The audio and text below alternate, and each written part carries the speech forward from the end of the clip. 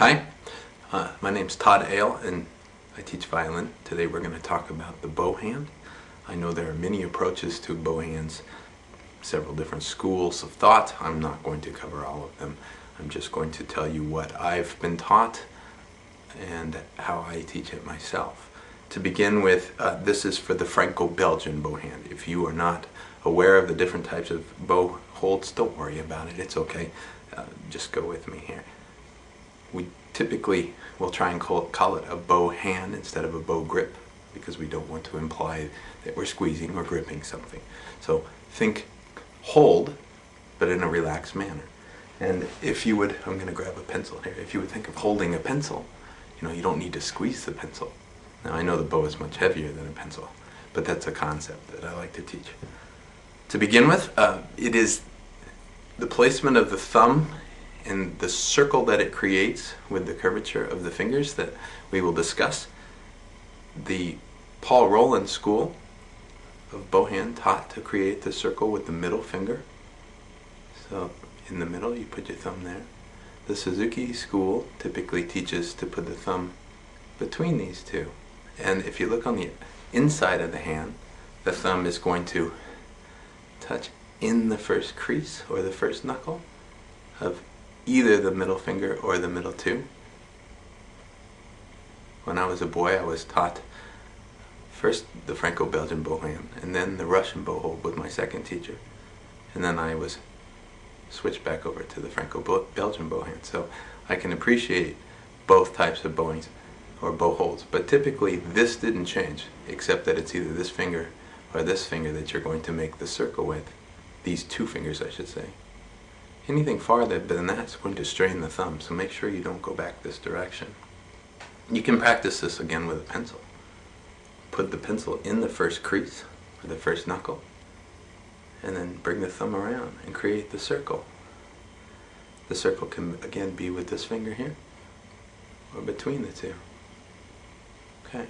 Now, with the little kids, we like to talk sometimes with hand puppets. The bow hold bunny is an idea. So you create the circle. This works best if I put it between the two, like that. And then curve them around. If you look from the side, do you see how my circle is round? Do you see that the thumb is bent? It's very important. Thumb not be this way, or even straight to begin with. Let's curve everything up.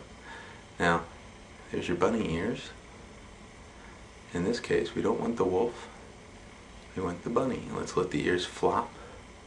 These can be the bunny's teeth. So remember the buck teeth. There's the mouth open, the mouth closed. So again with a pencil, in the first crease, bring the thumb across.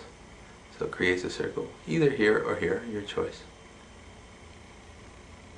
Then we're going to feel the first crease again of each of these fingers sitting on the stick. Some teachers will teach higher in the first finger, farther than the first crease, as far as the second. I've even seen above the second. The Russian bow hand in the second, some even above it.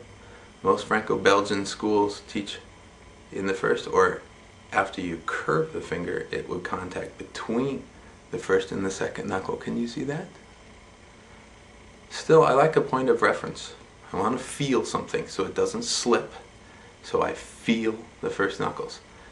Alright, remember our bunny. If you'll notice, little space here, little space here. If you let your hand naturally fall, usually there's a little space. Say I just drop the fingers. A little space here, maybe a little here too. So we want to recreate that. So in the first knuckles, in the first knuckle, pinky's going to go on top. And the thumb again across from the first crease in the fingers on the tip. And the thumb must be curved. Curving back. Alright, so once you get to this point, holding the pencil maybe with this hand as well, my left hand, I'll do pinky push-ups so that my pinky is nice and curved. If you look from the back, do you see how round the pinky is? I've known some teachers teach, my pencil here is octagonal, and they'll say the pinky should contact the inside face, not the top. I don't teach that. I teach it arriving on the top of the stick and being nice and relaxed.